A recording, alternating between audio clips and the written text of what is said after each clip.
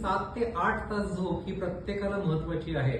आणि झोपेचं टायमिंग काय पाहिजे, तर झोपेचं टायमिंग जे आहे हे साधारणतः आपली पूर्ण मानवता स्ट्रक्चर जे आहे, ह्युमन बॉडी जी आहे ही पूर्ण आपल्याला सूर्याप्रमाणे रिव्हॉल्व करायची आहे. त्याला आपण सर्केडियन रिदम असं म्हणतो की सूर्य किती वाजता झोपतो, सूर्य किती वाजता उठतो, त्याप्रमाणे आपण आपल्या बॉडीला सुद्धा तशीच सवय लागायची.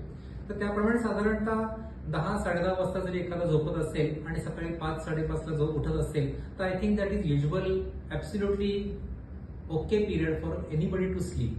त्याला आपण मिड पॉइंट ऑफ स्लीप असं म्हणतो. मिड पॉइंट ऑफ स्लीप म्हणजे काय की साधारणतः तुम्ही जर 6 ते 7 तास झोपत असाल तर तुमच्या झोपेचा मध्यबिंदू जो आहे तो साधारणतः रात्री 2 ते 3 यामध्ये तुमचा जर झोपेचा मध्यबिंदू असेल तर सायंटिफिकली इट इज प्रूव्हन की तुमची झोप जी आहे ही बऱ्यापैकी व्यवस्थित किंवा ज्याच्यामध्ये आपलं पूर्ण बॉडीचं रेज्युमिनेशन किंवा बॉडीमध्ये जो काही थकवा असतो तो निघून जाण्यासाठी हा मिड पॉइंट ऑफ स्लीप हा कन्सेप्ट आपण डेफिनेटली वापरायला पाहिजे. आता काही लोक असं म्हणतात की नाही, मी फक्त 4च तास झोपतो तरी मला काही दिवसात थकवा येत नाही.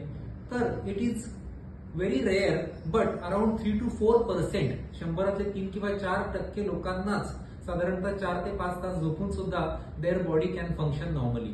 So it is not everyone. You have to understand your body perfectly. Thank you.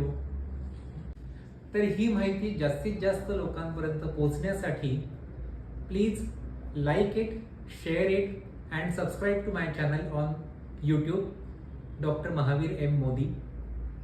आणि प्लीज तुमचे कमेंट सुद्धा खाली कमेंट बॉक्समध्ये टाईप करा की या छोट्या छोट्या हेल्थ टिप्समुळे तुमची झोप कशा प्रकारे इम्प्रूव्ह झाली. थँक्यू.